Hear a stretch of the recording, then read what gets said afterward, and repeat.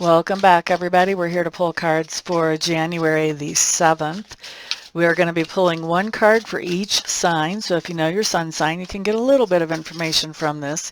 If you know your sun, moon, and rising, you can get a little more. And if you know all your planetary placements, you can get quite a bit of juice out of a quick little reading like this. Everyone remember, we are still running the contest, so put a comment down below this video if you would like to enter that. And thank you for being here. Thank you for the likes and for the shares as well. Let's get going, shall we? Aries.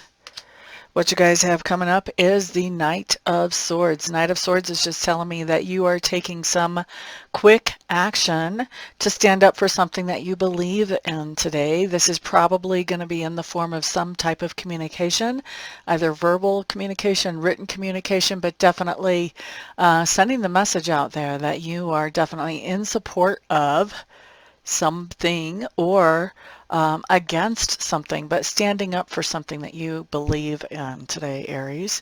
Next up, let's look at Taurus. Taurus, you guys have the Seven of Pentacles showing up here.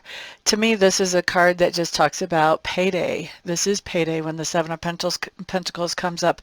I know other readers read this as it's time to wait for that harvest to show up. I've never had the Seven of Pentacles show up that way for me. And each reader is unique. We're all unique in our own abilities. So for me, Seven of Pentacles does talk about payday being today.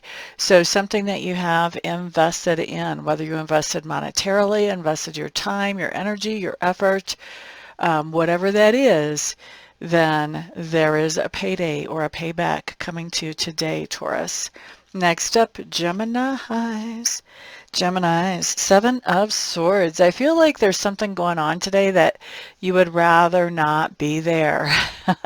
So there may be something, some type of meeting or get together that you're showing up and you're staying just as long as you have to meet people's standards around you, and then you're kind of sneaking out the back door without saying goodbye if you can get away from it or get away with it.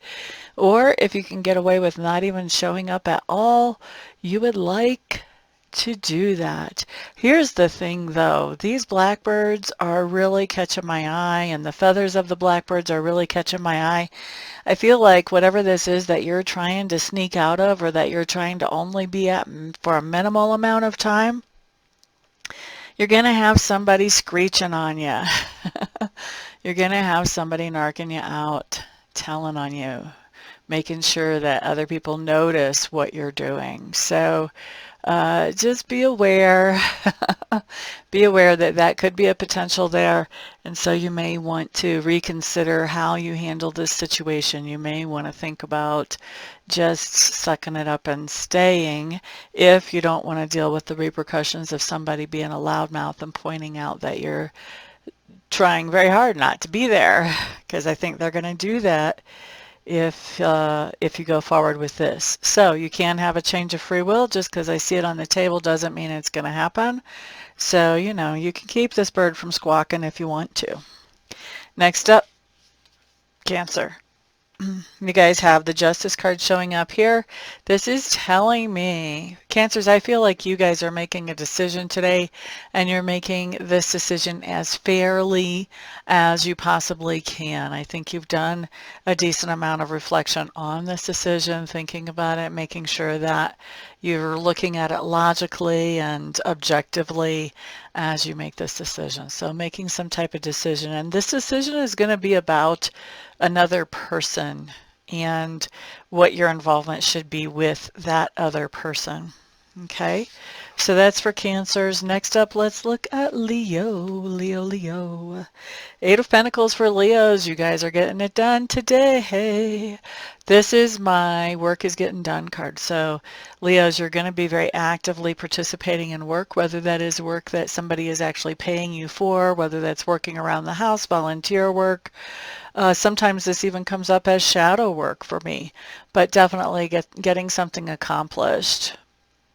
There is another way that this usually comes in, but it kind of escaped me as I was walking through all the meanings, so I don't think it's going to have to do with you working something out with somebody else. I think this is really more about physical labor, or maybe even your own shadow work.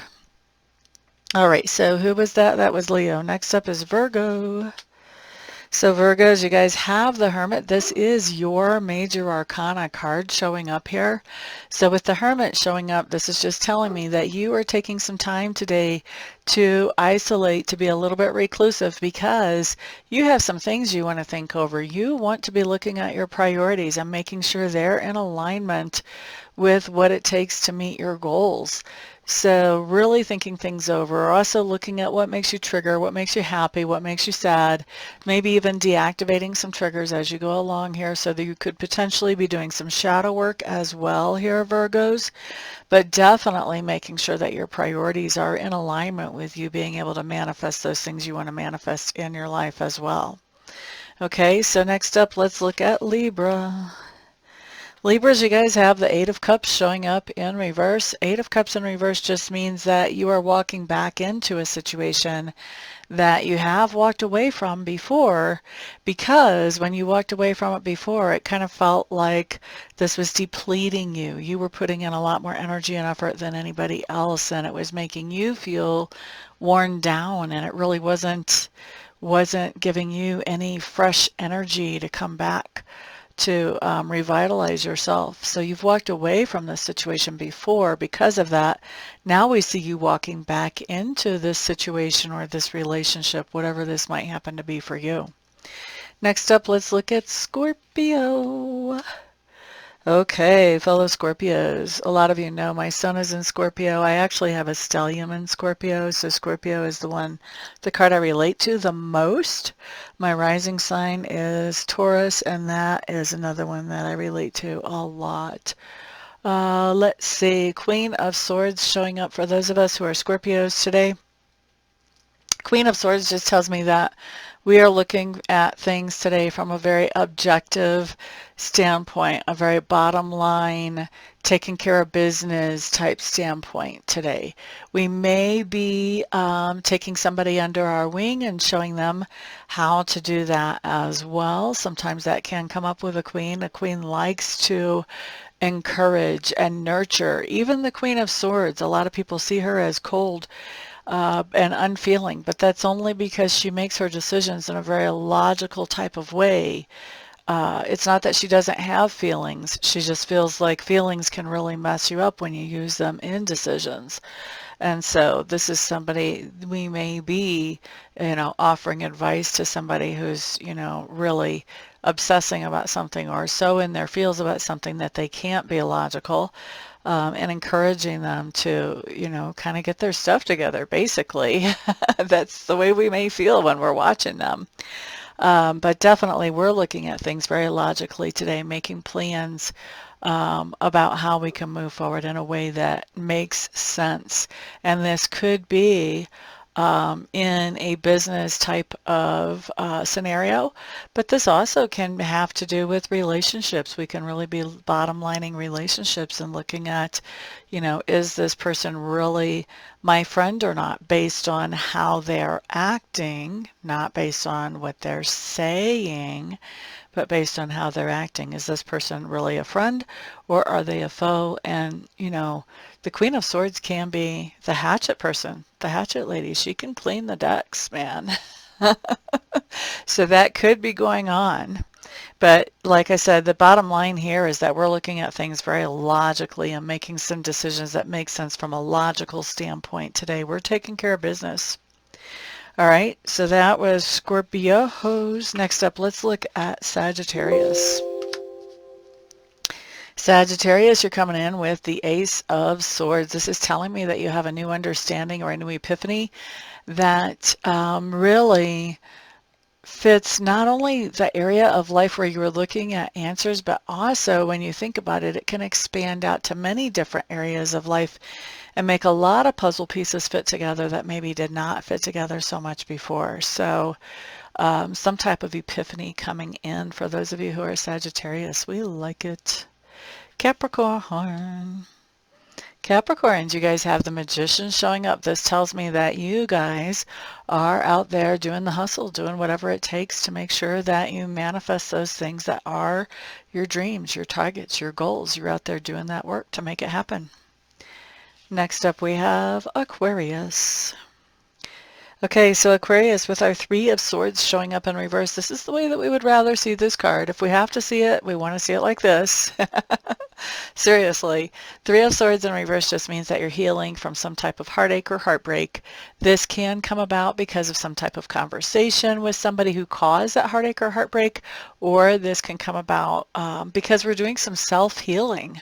So you could be working on yourself either spiritually or psychologically to get yourself into a good place here. So either way, you're healing an old heartache or heartbreak, and so either way, it's a good card.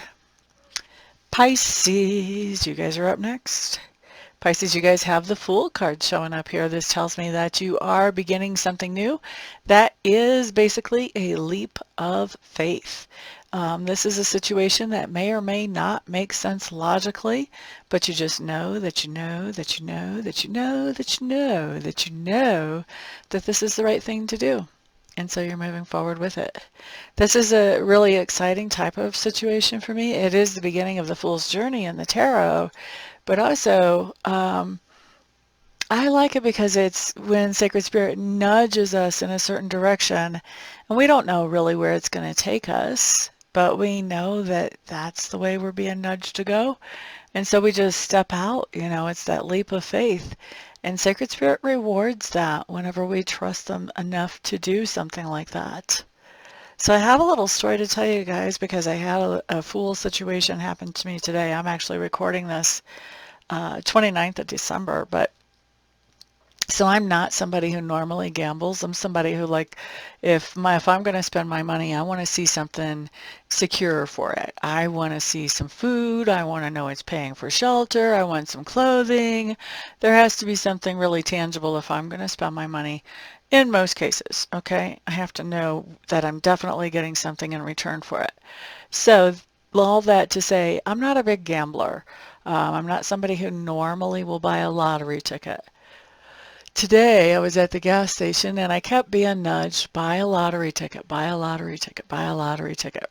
Guys, I don't really enjoy lottery tickets all that much. I know people who do, and I'll buy them lottery tickets because it brings them happiness, but that's not my thing.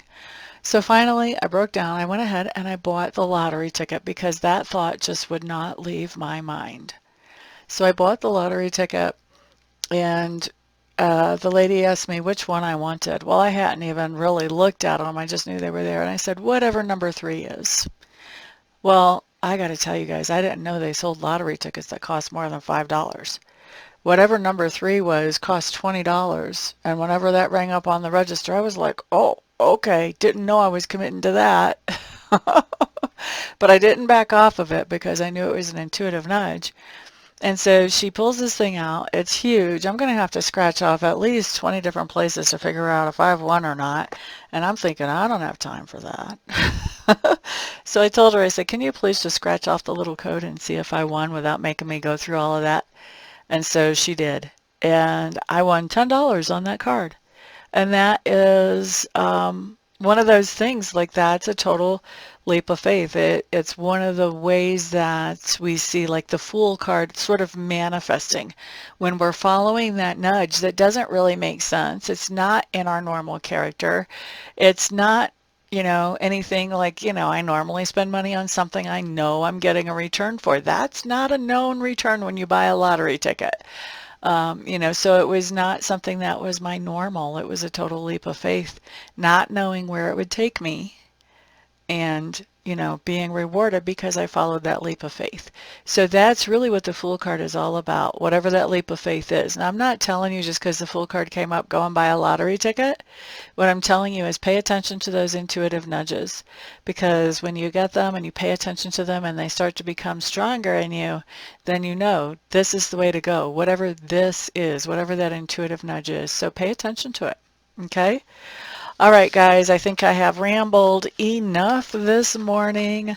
Everybody have a fantastic day. Thank you to those of you who are booking Reiki sessions and readings and Reiki candles with me. I do appreciate all of you guys' business because, first of all, I love being able to help you. Secondly, I love being able to get to know you on an individual level. And thirdly, you guys' support at every level, not just with the private bookings, but at every level is what keeps me doing what I love to do for my living. So seriously, thank you. Everybody have a fantastic day. Peace out.